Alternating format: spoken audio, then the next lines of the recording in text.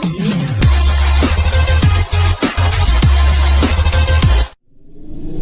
Jungle.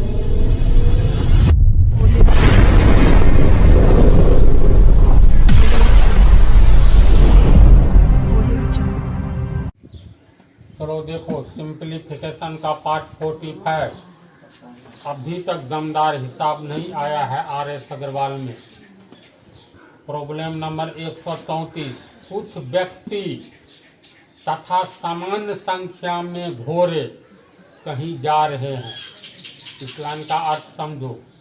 कुछ व्यक्ति तथा समान संख्या में घोड़े कहीं जा रहे हैं। आधे व्यक्ति घोड़े के पीठ पर बैठे हुए हैं तथा शेष व्यक्ति घोड़ों के साथ पैदल चल रहे हैं।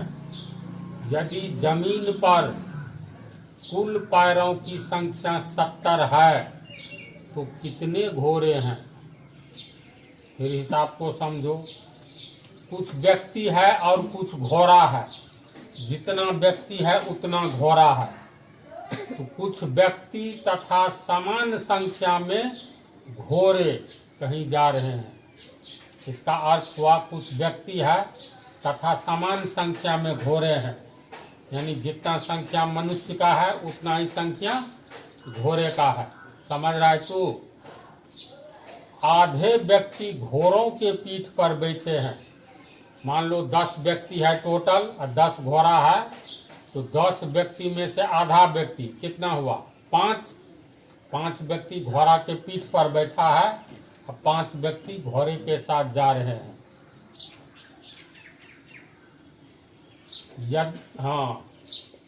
यदि जमीन पर कुल पैरों की संख्या 70 हो तो कितने घोड़े हैं? अब देखो, मान लो 10 घोड़ा है, ठीक है, 10 घोड़े, तो समान संख्या में आदमी और घोड़ा है तो 10 व्यक्ति भी है। इसमें से कहता है आधा व्यक्ति यानी 5 व्यक्ति घोड़ा के पीठ पर बैठा है और बचा हुआ 5 व्यक्ति घोड़ा के साथ चल रहा है पैदल। तो 10 घोड़े 5 व्यक्ति के पैरों की संख्या जमीन पर होगी। जो 5 व्यक्ति बैठा हुआ है घोड़ा पर उसका पैर तो लटका हुआ होगा, जमीन पर नहीं होगा। तो मान लो 10 घोड़ा 10 व्यक्ति एक साथ जा रहा है, तो 10 व्यक्ति में से आधा व्यक्ति यानी 5 व्यक्ति जमीन पर है, 5 व्यक्ति घोड़ा के पीठ पर है। तब पैरों की संख्या कितनी होगी? तो एक घोड़ा को 4 पैर होता है ना, तो 10 घोड़ा को 10 गुने 4 40 पैर। 40 पैर घोड़ा का दिखाई देगा। एक व्यक्ति को 2 पैर, तो 5 व्यक्ति को 10 पैर, तो 40 10 50 पैर टोटल दिखाई देगा। इसी टाइप का ये प्रश्न है। समझ गया? जमीन पर पैरों की कुल संख्या, ऊपर में घोड़े पर बैठे हुए आदमी का नहीं। तो प्रश्न के अनुसार कुछ व्यक्ति तथा समान संख्या में घोड़े कहीं जा रहे हैं। मान लो व्यक्ति की संख्या 10 तो घोड़े की संख्या 10, व्यक्ति की संख्या 15 तो घोड़े की भी संख्या 15, व्यक्ति की संख्या x तो घोड़ों की संख्या x होगा। तो इसमें हम लोग मानेंगे, माना कि व्यक्तियों की संख्या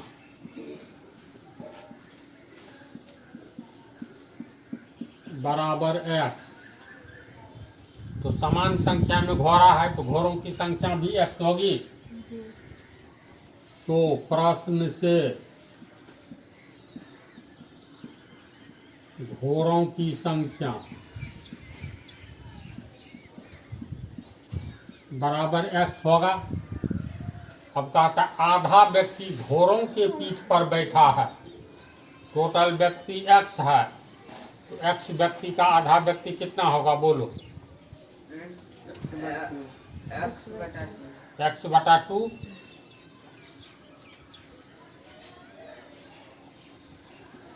आधे व्यक्ति घोड़ों के पीठ पर है घोड़ों के पीठ पर है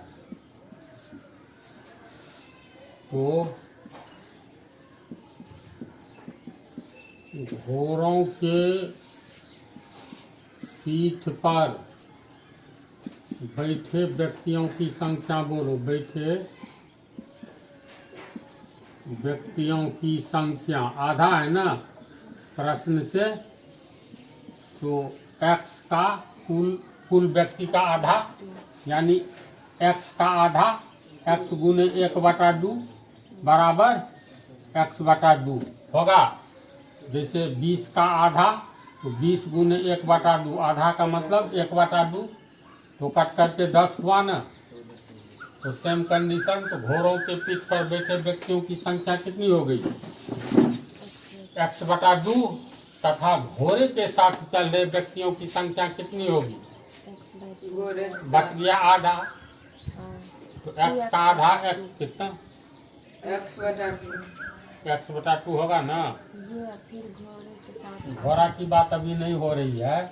घोड़ों के पीठ पर बैठे व्यक्तियों की संख्या प्रश्न से कितना,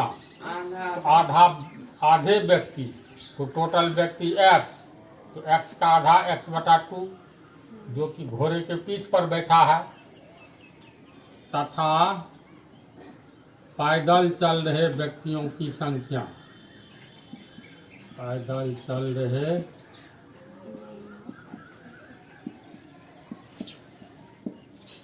व्यक्तियों की संख्या आधा हो गया बराबर x/2 होगा। अब कह रहा है यदि जमीन पर कुल पैरों की संख्या 70 हो तो घोड़े कितने हैं। तो जमीन पर तो आधा व्यक्ति चल रहा है और घोड़ा भी चल रहा है, तो घोड़ा के पैरों की संख्या जोड़ आधे व्यक्ति के पैरों की संख्या बराबर 70 होगा। अब प्रश्न से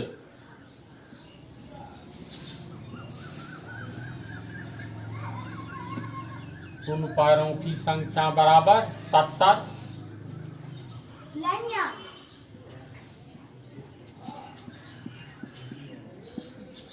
कुल पैरों की संख्या बराबर 70, जमीन पर कुल पैरों की संख्या। प्रश्न से जमीन पर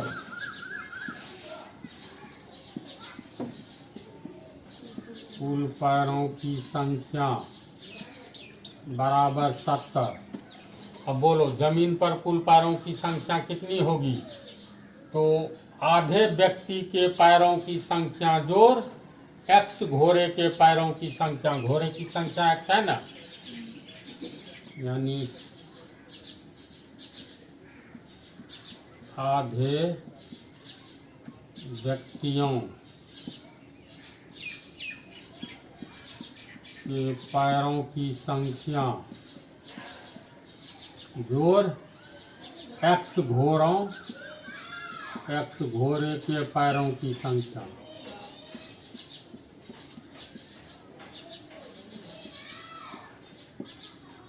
ये दिया हुआ है 70, तो आधे व्यक्ति में टोटल व्यक्ति है x, तो आधा x का आधा आधे व्यक्ति यानी x/2 व्यक्ति के पैरों की संख्या और x/2 व्यक्तियों के पैरों की संख्या जोड़ x घोड़े के पैरों की संख्या।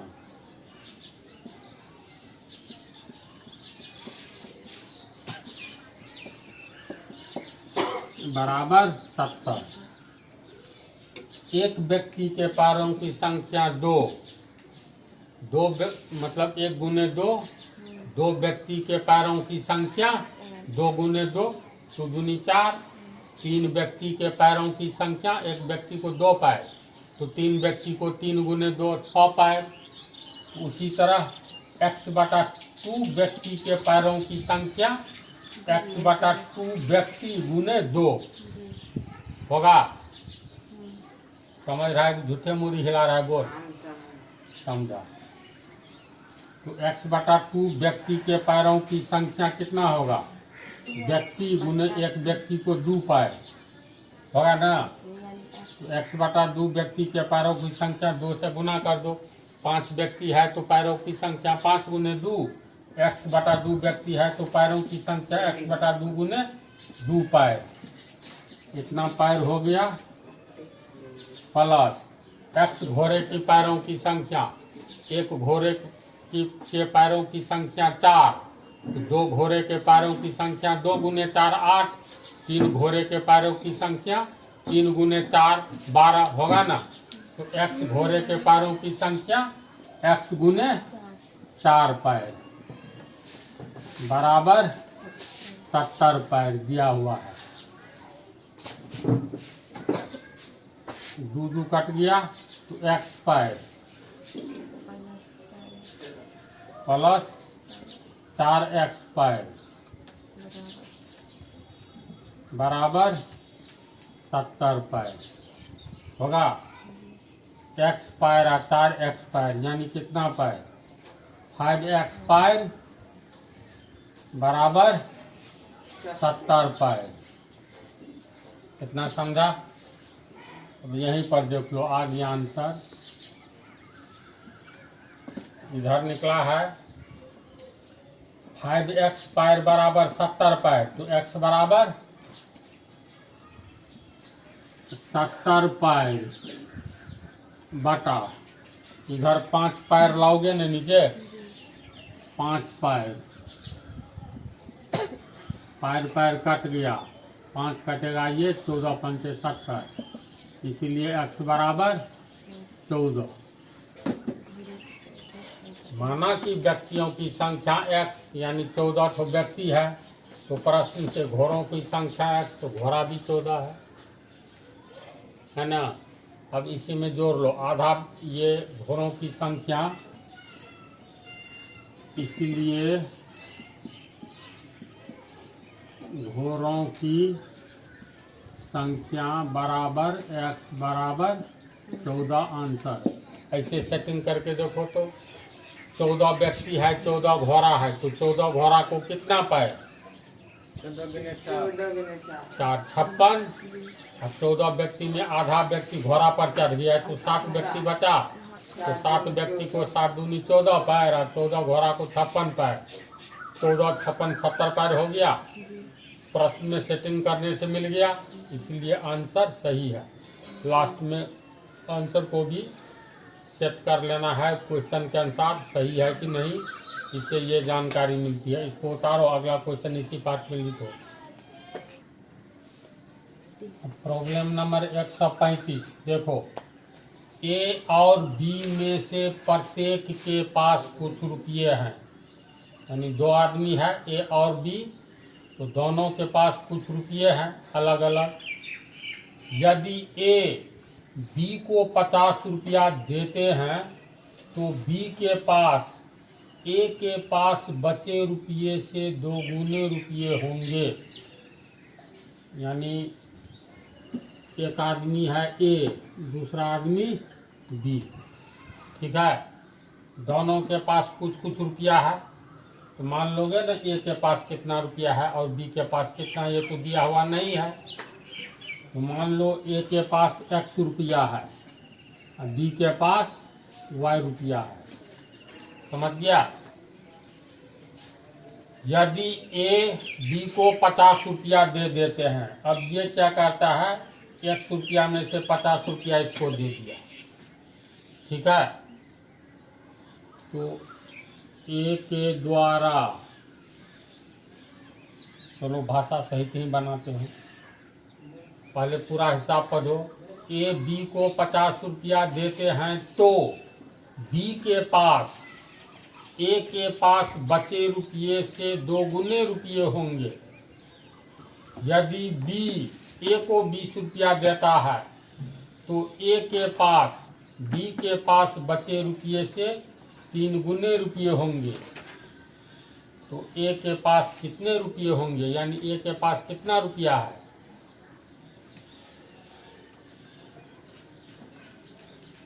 तो मान लेंगे, माना कि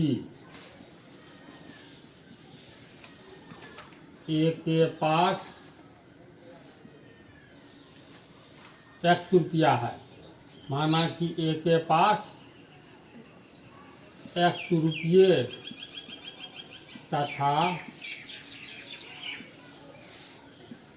बी के पास y रुपये हैं, समझा।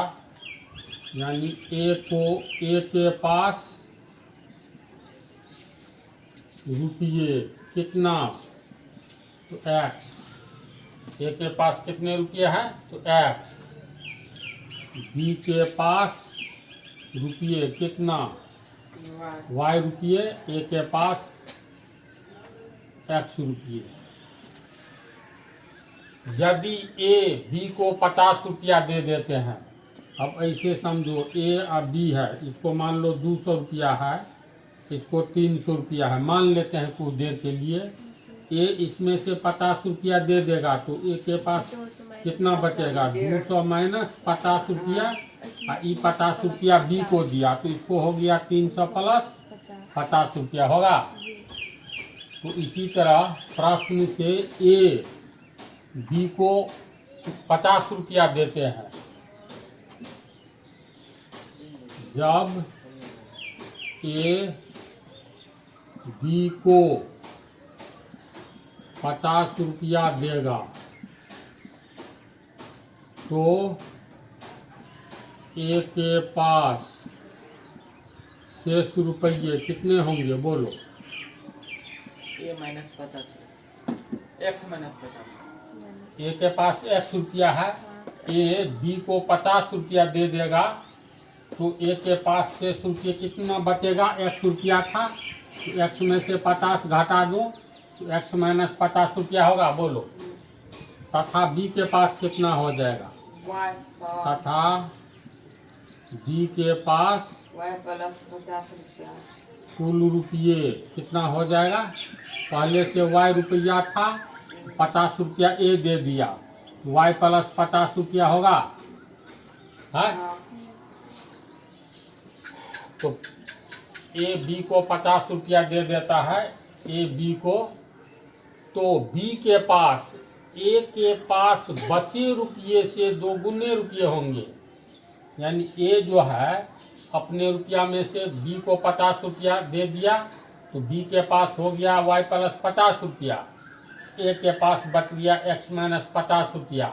लेकिन प्रश्न में कहता है ए के पास बचे रुपये, ए के पास जो ये बच रहा है, ए के पास बचे रुपये से 2 गुने रुपये होंगे, किसको, बी को। ए के पास बचे रुपये से 2 गुने रुपये होंगे, बी छोड़ दिया तू लिखने के लिए। ए बी को 50 रुपया देते हैं तो बी के पास ए के पास बचे रुपये से 2 गुने रुपये होंगे, यहाँ तक देखो। यानी ए 50 रुपया बी को दे दिया तो ए के पास जो बच रहा है जितना, बी को जितना हो गया तो बी के पास, यानी 50 रुपया बी को जब मिल जाता है, ए के पास बचे रुपये से 2 गुने रुपये होंगे। इसका क्या अर्थ हुआ, ए के पास 2 रुपया है तो बी के पास 4 रुपया होगा। यानी ये जो है 50 रुपया पाया ए से, तो ये अब 2 गुना हो गया बी के पास, किससे, इससे। अब प्रश्न से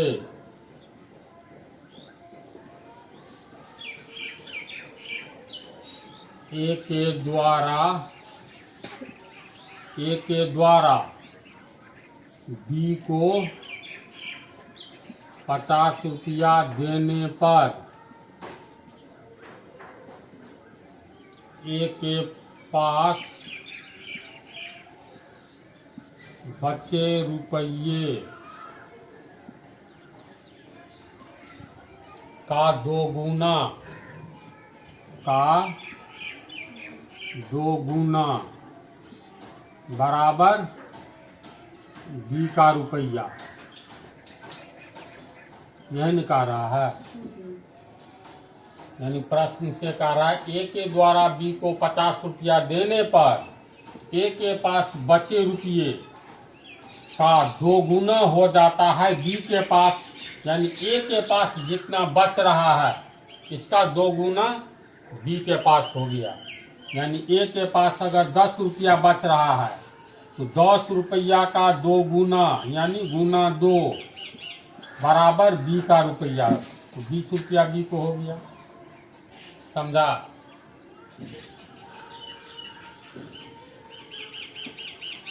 तो ए के पास बचे रुपये कितने हैं बोलो? x माइनस 50 x माइनस 50 गुने 2 यानी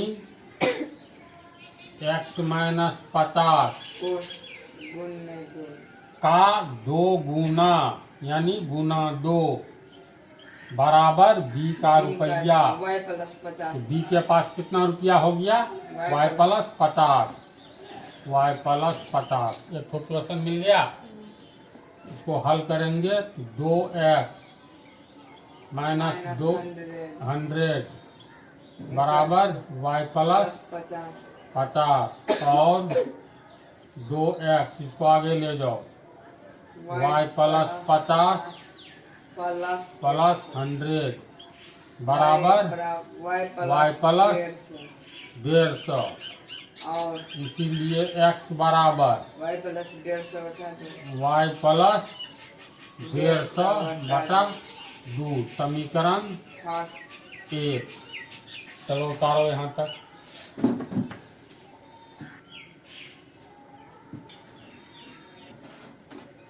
हम लोग को समीकरण आया है x बराबर y प्लस 150 बटा 2, ये समीकरण 1 आया है। पुनः अब कह रहा है इससे आगे देखो, यदि b a को 20 रुपया देता है, यानी a और b है, इसको x रुपया है, इसको y रुपया है ना। अब कह रहा है यदि b ए को कितना रुपया देता है तो 20 रुपया देता है। पुनः प्रश्न से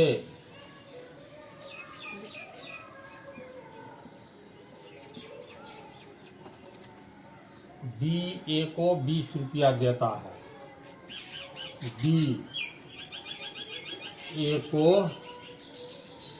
20 रुपया देता है,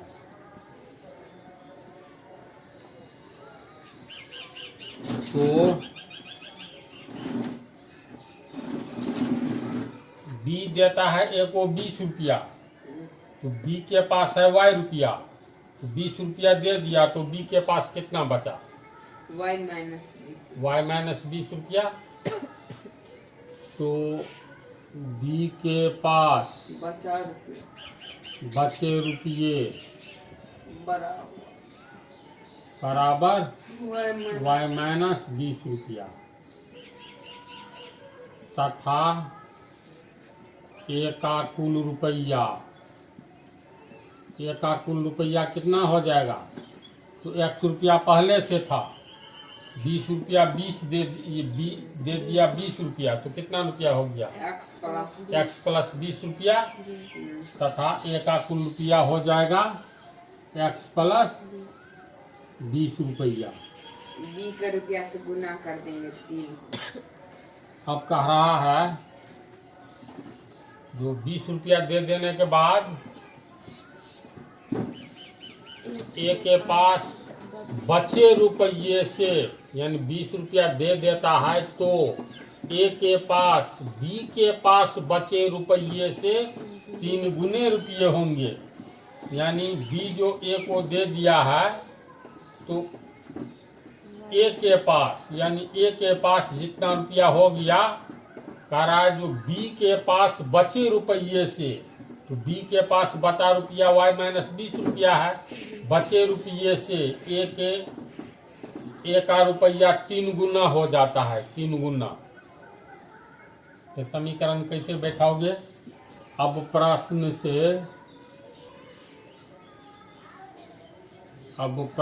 से बी से 3 गुना हो गया ए को, यानी ए का रुपया बराबर बी के रुपये का 3 गुना, यही ना है। बी 20 रुपया दे दिया तो इस बी में से 20 रुपया घट गया, ए को दे दिया तो ए को हो गया x प्लस 20 रुपया। लेकिन अब बी के पास जो ये बच रहा है ए का बी से 3 गुना हो गया है, यानी ए का रुपया बराबर बी के रुपये का 3 गुना। प्रश्न में ही है, समझा इसको? और ए का रुपया कितना हो गया? x प्लस 20 हुआ ना, इतना रुपया। बी के रुपये का 3 गुना, तो बी के पास कितना बचा है? y माइनस 20, यानी y माइनस 20 का 3 गुना, यानी गुने 3। जैसा प्रश्न है उसी के अनुसार सेटिंग करो। कितना रुपया हो गया? तो ये हो गया x प्लस 20 रुपया, दोनों ओर है तो हट जाएगा, बराबर 3y माइनस 60 और x बराबर 3y माइनस 60 माइनस 20। वही तो कहे, तुरंत भुला जाता है। माइनस, तो ये हो गया 3y, क्या होगा आगे बोलो? 3y माइनस 40, नहीं जुटेगा, माइनस 80, माइनस 80, इसलिए x बराबर 3y माइनस 80। समीकरण 2। अब समीकरण 1 में भी x का मान है, 2 में भी x का मान है, तो समीकरण 1 और 2 से दोनों राशि बराबर हो जाएगा। तो समीकरण 2 से कितना हुआ? y प्लस 150 बटा 2 बराबर 3y माइनस 80, कितना होगा? इसके बाद जो है चलो अब ऊपर में बनाते हैं।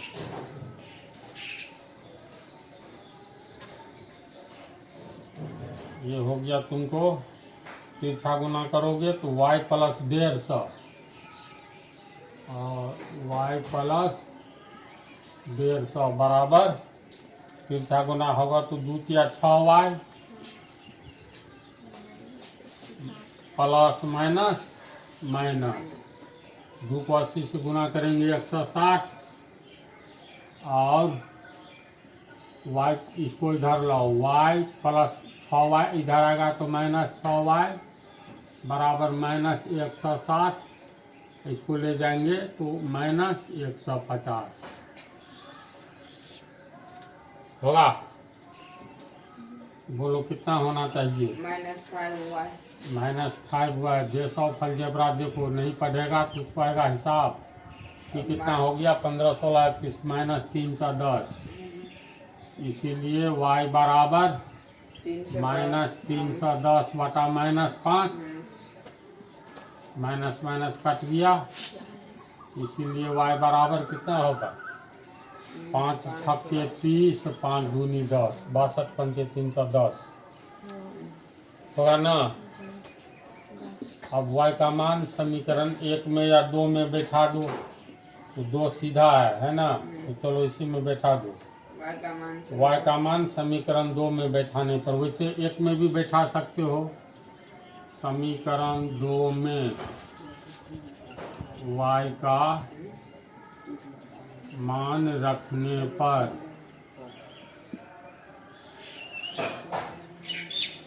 समीकरण 2 है x बराबर 3y माइनस 80, x बराबर 3y माइनस 80 और x बराबर 3 गुने y का मान कितना है 62 माइनस 80 और x बराबर 62 या 2 या 6 छत्री का 18 186 माइनस 80, इसीलिए x बराबर 106। कहता है a के पास कितने रुपये होंगे, तो माना कि a के पास x रुपया है, यानी a के पास 106 रुपया है। अतः a के पास 106 रुपये हैं आंसर। इसको टेस्ट करोगी तो सब रिजल्ट हो जाएगा, आ जाएगा, है ना। इस पार्ट में 2 ही रहने दो।